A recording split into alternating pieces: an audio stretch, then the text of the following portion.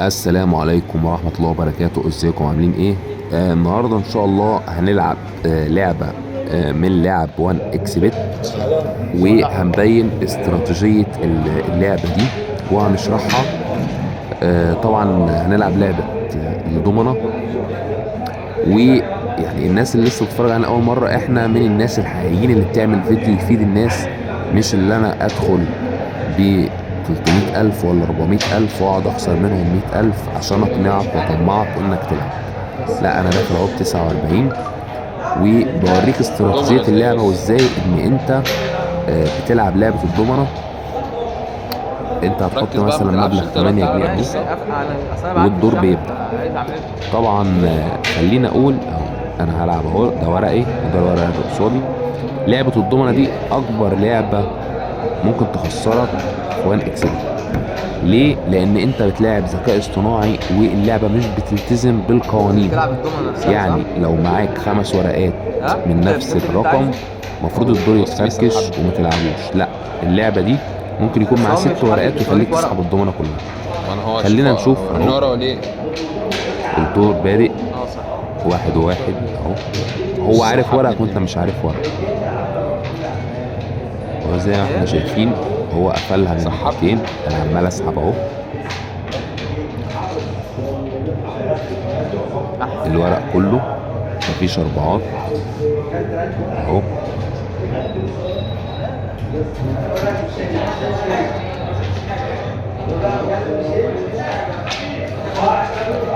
كده هو كسب. طبعا هو بيلعبك دور او دورين لحد ما يفهم طريقة لعبك، وهو بيلعبك من المنطلق. خلينا نبدأ دور جديد اهو، 4 و4. هو سحب كده ومعهوش اربعات، وانا معايا 5 كروت 4. المفروض اصلا الدور لو بتلعب اي لعبة دومنة او بتلعبها في الحقيقة الدور يتفركش. انا معايا بادئ ب5 كروت 4. احط له 1 و4 اهو، احط له بلاطة 4. كده هو هيسحب. اسحبه يا باشا، عد ورقك 1 2 3 4 5 والستة معاك. زي ما احنا شايفين هو بيسحب الضمنة كلها كده. كده خلاص باب الاربعة اتقفل اهو. هلعب بلاطة 1. عد الورق الاول هيكون معاك 2. كده انا كسبت الدور. فاللي يقول لك لعبة الضمنة مضمونة او انا حريف ضمنة، حريف في الحقيقة، حريف في اي لعبة ضمنة، تيجي تلعبها في اللعبة دي، انا بقول لك انت بتلاعب كمبيوتر ومش مضمون. ده دور جديد اهو.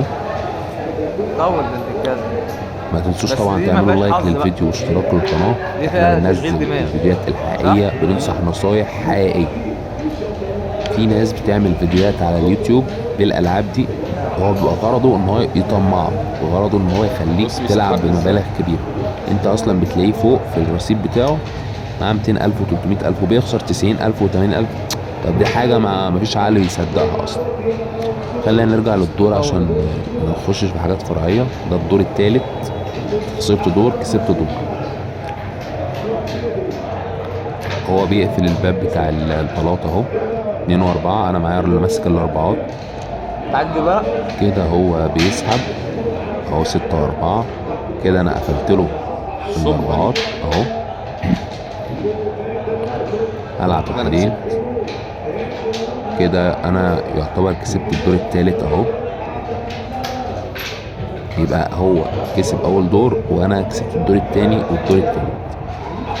طب خلينا نجرب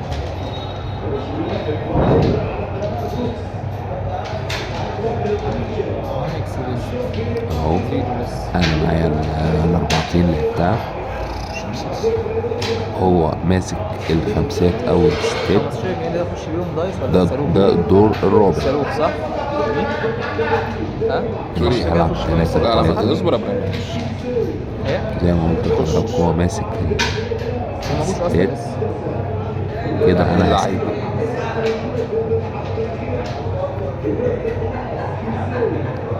ستة واحد. كده هو كسب.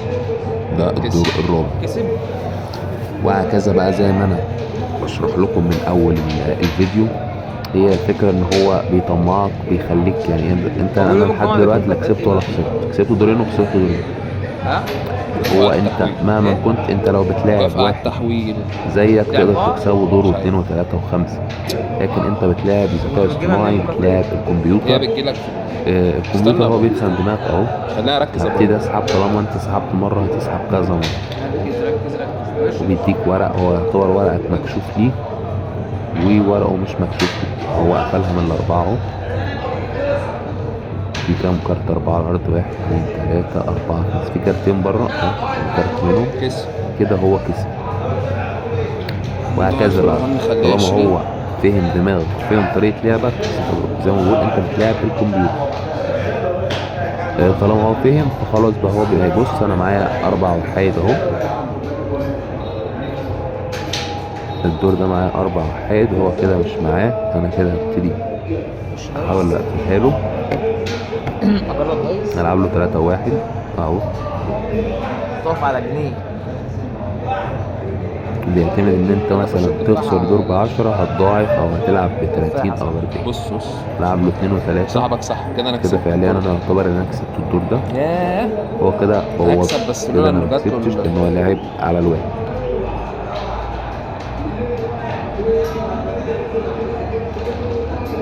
هلعب 3 و3، هلعب 3-1 واحدين، اديله 5-1 عشان اقفلها خالص وكنت عشان كسبت انا نكسب الدور بقى. ده كده انا كده قفلتها. قفلتها. اهو. ماشي بس انا لقب كسبان فوز. أهو. اللعبة طبعا مش هقدر اقول انها وحشة ولا هقدر اقول انها حلوة، هي اللعبة عادية، هتكسب فيها وهتخسر، بس هي الفكرة لو انت اصلا مش حريف دومنة، لو انت اصلا مش بتلعب دومنة باستمرار في الحقيقة او بره ولعبت اللعبة دي هتخسر. يعني انا في دور لعبته هو معاه 6 كروت من نفس الورقة، طبيعي انا سحبت الدومنة كلها وهو كسب. فاللعبة دي عايز تلعبها العبها بمبالغ بسيطة، والعبها من باب الفضول كتجربة ان انت تجرب، لكن ان انت تلعب اللعبة دي تعتمد فيها على مكسب، ان انت تكسب، اللي انت تعمل منها مبلغ، او انا هخسر الدور ده كده خلاص اهو. يا ابني نكسب. خلينا نلعب برضو اخر دور، اخر دور هنلعبه خلاص. زي ما بقول ان انت تلعب اللعبه دي انت تحقق منها ارباح او ان انت تكسب منها، يبقى انت بتضحك على نفسك، لان زي ما قلت اللعبه دي مش معنى ان انت حريف دومنه ان انت هتكسب فيها، لا، انت ممكن تكون حريف ومفيش حد بيكسبك في اي لعبه، تيجي هنا هتخسر اهو. انا بقفلها له من 5 ومش معايا خمسات، هلعب 2-1 4 و6 كده انا كسبت من كده أنا ناحيتين، مضمن كده انا من ضمنت ناحيتين. من ناحيتين. تمام. طبعا انا بشكركم على حسن المتابعه، وما تنسوش تعملوا لايك للفيديو واشتراك في القناه عشان يوصلكم كل جديد، والسلام عليكم ورحمه الله وبركاته.